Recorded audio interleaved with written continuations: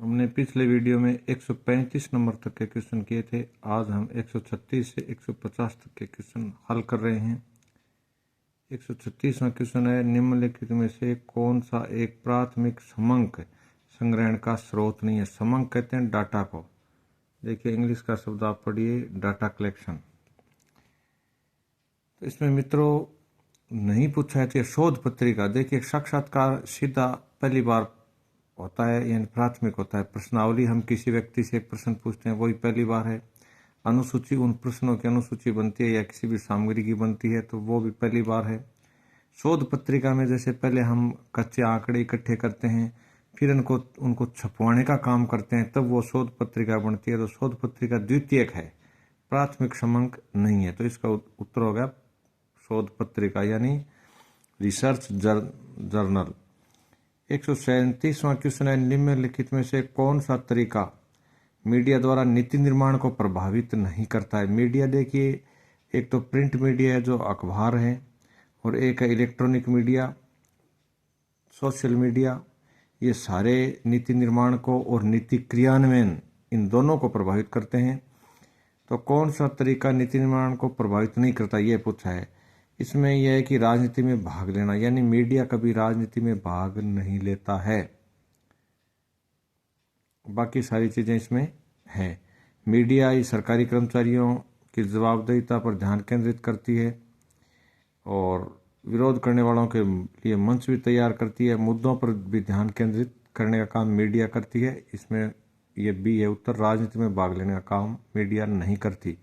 Media एक तरीके से बाहर से एक प्रकार का दबाव समूह है। 138वां क्वेश्चन है, भारत में नवीन उदारीकृत आर्थिक नीति की घोषणा कब की गई थी। मित्रों ग्लोबलाइजेशन के ऊपर कई क्वेश्चन आ चुके हैं, और ये जो लिबरलाइजेशन है ये V91 का है, तो इसका जवाब है 1991। ये बहुत ईजी क्वेश्चन है, लेकिन सन ढंग से याद कई बच्चों के नहीं रह पाते। 139वां क्वेश्चन है, समन्वय। समन्वय को अंग्रेजी में कोऑर्डिनेशन कहते हैं। समन्वय के संदर्भ में कौन सा पारिभाषिक युग्म सही नहीं है। तो मित्रों ये सारे, इसमें चौथा सही नहीं है कि LD वाइट ने सरकारी नीतियों की प्रक्रिया समन्वय का साधन नहीं माना था।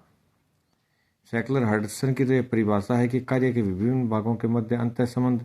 जेम्स डी मुने ने भी यह कहा था, समूह प्रयासों का एक क्रम में व्यवस्थीकरण को हम समन्वय कहेंगे। चार्ल्स वर्थ ने कहा था कि कई भागों को एकीकृत करना। ये तो उनकी तीनों की परिभाषाएं दी हुई है, चौथी ये परिभाषा इसमें गलत है।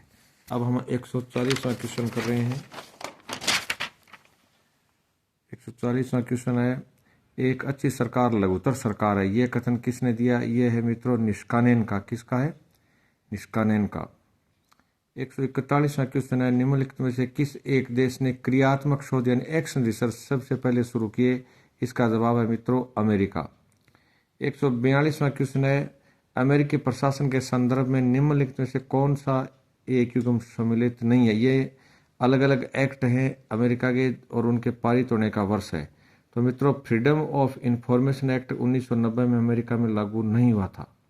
बाकी प्राइवेसी एक्ट 1974 का सही है। सनशाइन एक्ट 1976 में हुआ था। We shall blower protection act 1989। अब एक प्रश्न ये भी आ सकता है कि विशल ब्लोअर क्या होते हैं। जो भ्रष्टाचारियों की शिकायत दर्ज कराते हैं उनको पॉलिटिकल की भाषा में विशल ब्लोअर कहा जाता है। तो भ्रष्टाचारियों की शिकायत करने वाले व्यक्तियों को सरकार एक अलग से संरक्षण दे रही है अमेरिका में, ताकि उन पर कोई खतरा नहीं हो। उस प्रोटेक्शन का अर्थ होता है संरक्षण, यानी भ्रष्ट लोगों की शिकायत करने वाले लोगों को संरक्षण देने वाला कानून वो 1989 में बना था। तो इसमें ये डी है, डी वाला जो उत्तर है ये 90 का नहीं है। फिर 143वां क्वेश्चन है, निम्नलिखित में से कौन सा एक कथन परिकल्पना के बारे में सही नहीं है। परिकल्पना को मित्रों हाइपोथेसिस कहा जाता है अंग्रेजी में। परिकल्पना शोध का अंतिम लक्ष्य नहीं होता। परिकल्पना शोध का प्रारंभिक लक्ष्य होता है। सबसे पहले हम परिकल्पना ही करते हैं, किसी भी शोध के बारे में सोचते हैं कि हमारी कल्पना ये है, तो अंतिम लक्ष्य नहीं है। फिर इसमें 144वां क्वेश्चन है, 1992 में प्रकाशित पुस्तक री इन्वेंटिंग गवर्नमेंट के लेखक कौन है। तो ये मित्रों बहुत चर्चित पुस्तक है, डेविड ओशबर्न और गैबलर। क्या नाम है इनका? डेविड ओशबर्न और गैबलर। 145वां क्वेश्चन है, नीति एवं प्रशासन राजनीति के जुड़वा बच्चों की तरह जो एक दूसरे से पृथक नहीं किए जा सकते। ये कथन है मित्रों पीटर ओडेगार्ड का। किसका है? पीटर ओडेगार्ड का, कि नीति और प्रशासन राजनीति के जुड़वा बच्चे हैं।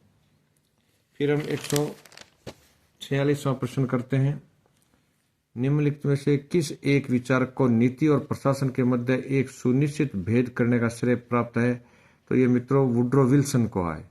वुड्रो विल्सन का हमने शुरुआत में देखा था कि लोक प्रशासन के जनक माने जाते हैं और वे द्वैत भाव पर बल देते हैं, यानी राजनीति और प्रशासन दोनों को वो अलग अलग मानते थे। वुड्रो विल्सन की एक विशेषता, यानी द्वैत भाव पर बल देते हैं। तो इसका जवाब है वुड्रो विल्सन। यहाँ इसने राजनीति को सिर्फ नीति शब्द लिखा है, प्रशासन का प्रशासन लिखा है। तो इसके मध्य सुनिश्चित भेद कौन करता है? वुड्रो विल्सन करते हैं। फिर आता है, निम्नलिखित में से किसने यह वक्तव्य दिया है कि किसी वैज्ञानिक के लिए नकारात्मक परिणाम उतना ही महत्वपूर्ण होता है जितना कि सकारात्मक परिणाम? तो इसका जवाब है पीवी यंग। ये साइकोलॉजी का क्वेश्चन है। एक प्रश्न इसमें भी आता है कि किसने लोक प्रशासन में मनोविज्ञान को शुरू किया? तो इसका जवाब है मित्रों Mary Parker Follett, MP Follett जिनको कहते हैं।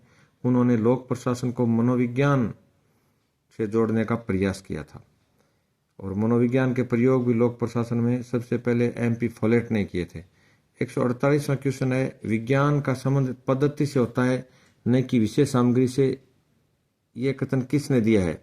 यह कथन देने वाले हैं मित्रों कार्ल पियर्सन। कौन है? Karl Pearson. 149वां क्वेश्चन है, निम्नलिखित में से विकास प्रशासन के क्षेत्र में किसका महत्वपूर्ण योगदान रहा है? विकास प्रशासन यानी डेवलपमेंट एडमिनिस्ट्रेशन। मित्रों इसमें सबसे ज्यादा जो योगदान है वो फ्रेडरिक्स का है। तो फ्रेडरिक्स का यहाँ नाम नहीं है, तो इसका जवाब है विडनर। कौन है? विडनर। हमें प्रशासकों को अलग अलग तरीके से पढ़ना पड़ेगा कि कौन औद्योगिक विकास से संबंधित हैं, कौन विकासशील देशों से संबंधित हैं, कौन विकसित देशों से संबंधित हैं। ये 3-3, 4-4 नाम है एक लाइन के। फिर है निर्गम नीति यानी एग्जिट पॉलिसी क्या है? इसका अर्थ है बीमार उद्योगों को हटाना या बेचना। हमारी सरकार करती है डिसइन्वेस्टमेंट, यानी जो बीमार उद्योग हैं उनमें नवीन पूंजी आकर्षित करने के लिए या तो उनके शेयर, सरकार अपने शेयर जनता को बेचती है, या वो पूरी की पूरी कंपनी किसी अन्य को बेच देती है। जैसे हिंदुस्तान जिंक लिमिटेड है, ये राजस्थान में स्थित है, भारत सरकार की कंपनी थी। इसको बहुत वर्ष पहले भारत सरकार ने डिसइन्वेस्टमेंट यानी विनिवेश प्रक्रिया के जरिए वेदांता ग्रुप को बेच दिया था। थोड़े दिन पहले BPCL को बेचने की या विनिवेश की चर्चा चली थी, लेकिन वो सफल नहीं हो पाया। तो ये एग्जिट पॉलिसी क्या है कि भारत सरकार के बहुत से उपक्रम ऐसे हैं जिनमें जो घाटे में चल रहे हैं सरकारी नीतियों के कारण, इसलिए उनका प्राइवेट सेक्टर को बेचा जाता है। इस क्रिया का नाम है एग्जिट पॉलिसी या निर्गम नीति। तो ये हमने 150 क्वेश्चन इस पेपर के कंप्लीट कर लिए हैं पीछे वाले वीडियो को मिलाते हुए। आप इनको ध्यान से पढ़ें, ये आने वाली एग्जाम में काफ़ी लाभदायक है। धन्यवाद।